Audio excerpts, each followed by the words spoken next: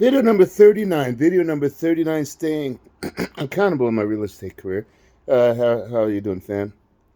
Anyway, come back at you. I've been calling already today, and I was going through some of my old files, and I found a house that, a guy, he's ready to owner financing. He just wants too much money, and he wants all kinds of other things. I mean, he's basically trying to be a bank instead of just being like a bank. He wants to be a bank. But anyway, this pastor, talking about the other day, he kind of went around me, and I guess he didn't realize I'm not a realtor. I just told him today, and I thought I told him, but I just sent him a message today to let him know, if you find it on the MLS, just go directly to the listing agent because I'm not a realtor. But excuse me, I find how see this happens every time I get on here. It's ridiculous. But I told I told him I find things that are not on market, that are off market, that I find deals that are more owner financeable. Even if I can't do them, I find them. So I went back to that owner of that house that wanted too much, and basically I'm going to put the two together. This guy's going to try to look at these $1 million projects and try to get grants, and if he can do it, great. It gives him exactly what he wants. I don't know that he can. I don't think unless he's already got a track record, and grants take too long. You don't just get them overnight. Basically, he's looking at a $1.3 million building, which is, of course, it'd be ideal. It's got everything he wants, and it's downtown. But then he's expecting to get grants from uh, from the county and from the city. And while he can, I think he should have applied for those a long time ago. It's not going to help him buy the project now, which I guess is possible. But it's on the MLS, whereas I got a guy with a house that's kind of like what he was looking for on the other project, and that house is the guy will do owner financing. He'll take 80,000 down. He'll pay me 5, and finance the guy, and I'll be out of it. I won't make any monthly, but I'll get paid on it. But so I think after he goes these rounds, then and I just realized it today, so I sent it to him. I talked to the owner, and we'll see what happens. But that's where we are today, and I'm not freaking out as much as I was yesterday. I mean, we're getting down to the wire, but I'm going to send a message, see where we are with that other thing. But the other thing is in the short sale, and but God's been good. I'm working with a guy who, in recovery, who tried to off himself last weekend. So I'm working with this guy, and um, you know, I'm a recovering addict, and so I'm working with him to take him through some processes. His girlfriend died, and things are going on. So he needs some understanding, and this is what God put in my life right now for me to work with. So it's a good reason to stick around here instead of trying to get a job and go somewhere else. And for whatever reason, he picked me. So anyway, yeah, life. It is what it is, but it will be what we make it. It is what it is. We accept things as they happen, as they are, and see them as we are. We don't make up lies to deceive ourselves. It is what it is. The coffee spilled. Okay, the coffee spilled. Doesn't matter who knocked it over, whether the person. The coffee spilled. That's a fact. If I knocked it over, I probably didn't knock it over on purpose, unless somebody pissed me off. Then I didn't spill it. I threw it at them.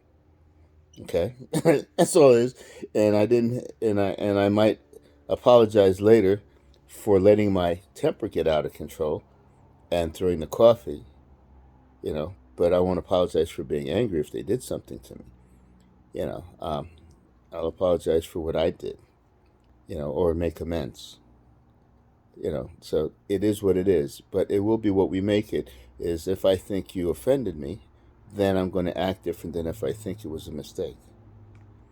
And it's like borrowing money when I ask somebody can you lend me XYZ $100? They say no. I say okay, thanks, and I go on. I don't need to know why, because if I'm going to make up a reason, I'm going to make up a reason like, well, they really want to, they just can't, and I feel better. Versus the truth might be they have it, they could lend it to me, and they don't want anything to do with me. And until I find that out, I'm going to keep, if they're treating me reasonably, and I have no reason to suspect that truth, that might actually be the truth, I'd rather believe that type of lie than the lie of, oh, they can't, the reason they lend me is because they hate me. When in fact, they might actually love me.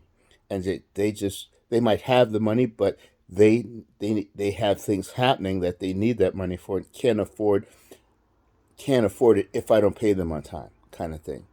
You know what I'm saying?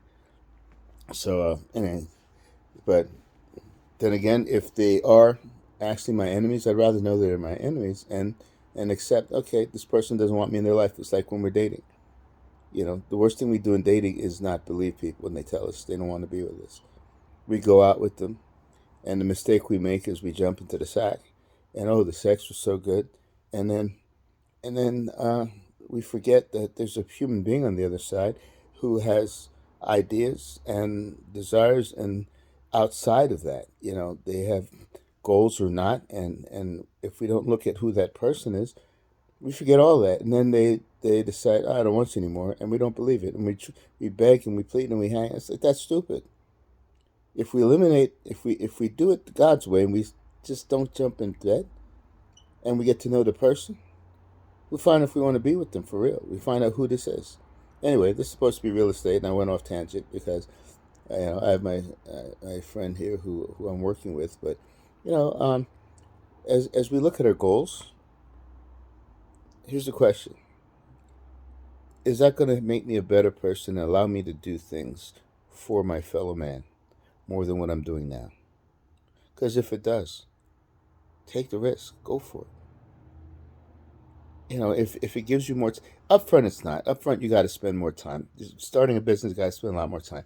But if it's going to make me a better person, and my destination with my business is to be able to spend more time in my ministry and my 12-step group. That's it. Because I do more good in those two things. And my ministry is not church. It's not church. You know, it's I'm involved in domestic violence shelter and working with the men that we heal from our abuses.